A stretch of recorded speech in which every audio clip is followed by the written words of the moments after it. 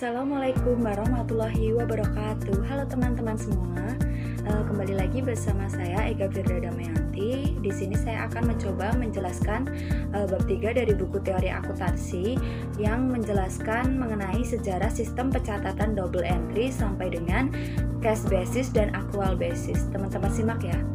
1. Mengenai sejarah sistem pencatatan double entry. Pada mulanya, akuntansi hanya sebagai catatan yang disajikan sebagai bagian dari feodal pada abad pertengahan.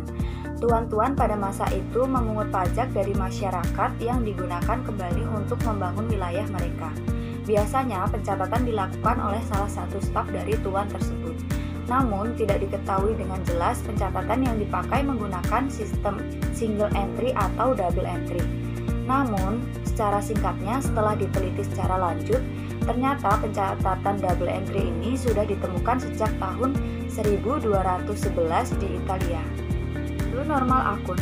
Hubungan antara aktiva, kewajiban, dan ekuitas biasanya dapat dirumuskan dalam sebuah persamaan akuntansi yang bersifat baku, yakni aset sama dengan liabilitas ditambah dengan ekuitas, yang dimana saldo normal dari aktiva ini sendiri disebut debit, liabilitasnya kredit, dan ekuitasnya kredit. Akun adalah catatan akuntansi mengenai kenaikan atau penurunan saldo dari masing-masing aktiva, liabilitas, dan ekuitas. Yang memuat nomor dan akun ini biasanya disebut dengan chart of account. Chart of account ini memuat beberapa kode yang diantara lain kode 1 untuk aktiva, kode 2 kewajiban, kode 3 ekuitas pemilik, kode 4 pendapatan, dan kode 5 adalah beban. Bentuk format yang paling sederhana untuk menunjukkan kenaikan atau penurunan saldo dari masing-masing komponen tersebut adalah menggunakan P account, yang dimana bagian atas digunakan untuk nama akun, sebelah kiri debit, dan sebelah kanan adalah mutasi kredit. Analisis transaksi dan jurnal. Seorang akuntan pastinya harus menganalisis bukti transaksi terlebih dahulu. Setelah melakukan analisis ini, seorang akuntan pasti akan melakukan penjurnalan, yang dimana jurnal ini dilakukan dalam dua bentuk jurnal. Yang pertama adalah jurnal umum. Jurnal umum ini digunakan untuk mencatat seluruh transaksi yang tidak masuk dalam jurnal khusus, antara lain retur pembelian, retur penjualan, pembelian perlengkapan atau peralatan kantor. Sedangkan jurnal khusus dibagi menjadi 4. Yang pertama adalah jurnal penjualan atau sales journal. Digunakan untuk mencatat seluruh transaksi penjualan barang dagangan ke pelanggan secara kredit.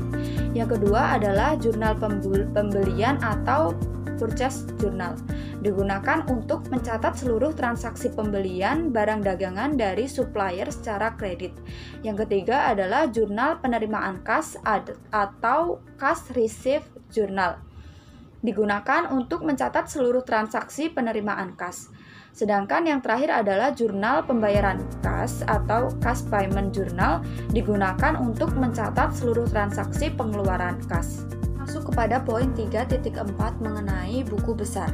Setelah seorang akuntan melakukan penjurnalan, saldo dari jurnal-jurnal tersebut akan diposting dalam sebuah buku besar, yang dimana buku besar juga dibagi menjadi dua, yakni yang pertama adalah buku besar umum, yang kedua adalah buku besar pembantu.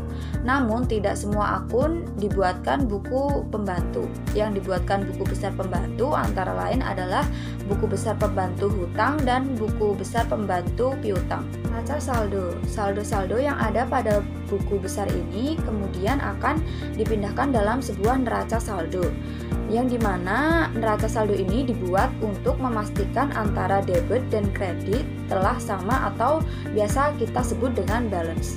Ayat jurnal penyesuaian. Ternyata dalam rangkaian akuntansi ini ada beberapa akun yang diperlukan untuk penyesuaian. Antara lain yang pertama adalah beban yang masih harus dibayar atau beban akrual atau utang akrual. Yang kedua, pendapatan yang masih harus diterima. Yang ketiga adalah beban yang ditangguhkan atau biaya yang dibayar di muka. Yang keempat, pendapatan yang ditangguhkan atau pendapatan yang diterima di muka. Dan selain itu, yang membutuhkan penyesuaian juga adalah akun-akun yang memerlukan estimasi seperti beban penyesuaian dan beban piutang tak tertagih. Accrued expense atau accrued liabilities. Sepanjang metode ini beban tertentu mungkin telah terjadi, tetapi pembayaran belum dilakukan sampai periode berikutnya. Pada akhir periode akuntansi perlu menentukan dan mencatat beban yang terjadi meskipun belum dibayarkan. Akun beban di debit dan akun utang di sebelah kredit. Accrued revenues atau accrued asset. Sepanjang periode ini pendapatan tertentu mungkin telah terjadi, tetapi penagihan kas belum dilakukan sampai periode berikutnya. Dalam pencatatan kas, pendapatan aktual ini akun aktiva di debit dan pendapatannya ada di kredit. Deferred expense atau prepaid expense. Sepanjang periode ini, pengeluaran tertentu yang dibayarkan dicatat dalam pembukuan, namun atas barang atau jasa yang belum digunakan.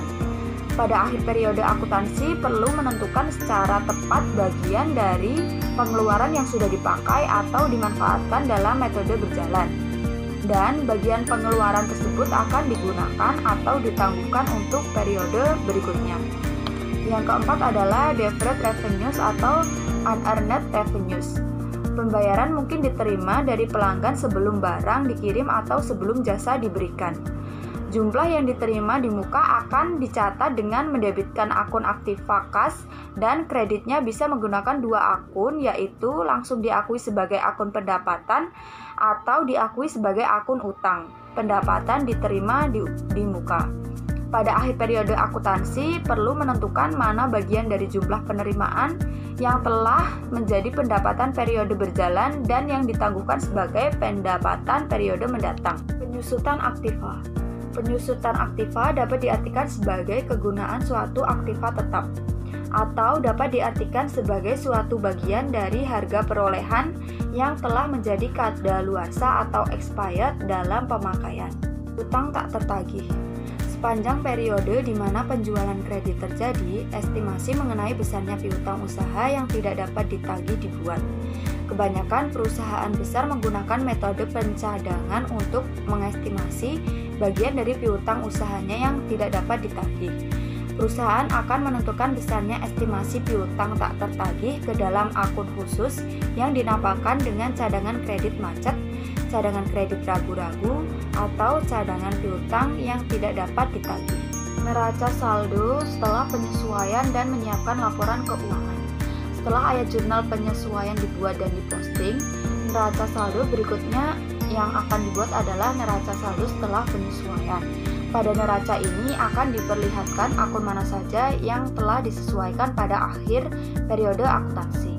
Selanjutnya, menyiapkan laporan keuangan berdasarkan dari saldo dari semua akun yang ada dalam neraca saldo setelah penyesuaian. Penggunaan neraca lajur. Penggunaan neraca lajur atau kertas kerja ini biasanya digunakan oleh seorang akuntan sebagai pembantu dalam menyusun laporan keuangan, yang dimana kertas kerja ini berbentuk multikolom yang memuat neraca sebelum penyesuaian, kolom penyesuaian, kolom neraca saldo yang telah disesuaikan, kolom laba rugi, dan kolom neraca. AJP atau ayat jurnal penutup. Ayat jurnal penutup ini seluruh akun neraca tidak akan ditutup karena akun-akun tersebut akan dibawa ke periode akuntansi berikutnya. Jadi yang akan ditutup hanyalah akun prive, dividen, dan semua akun yang terdapat dalam laporan laba atau rugi. Neraca saldo setelah penutupan.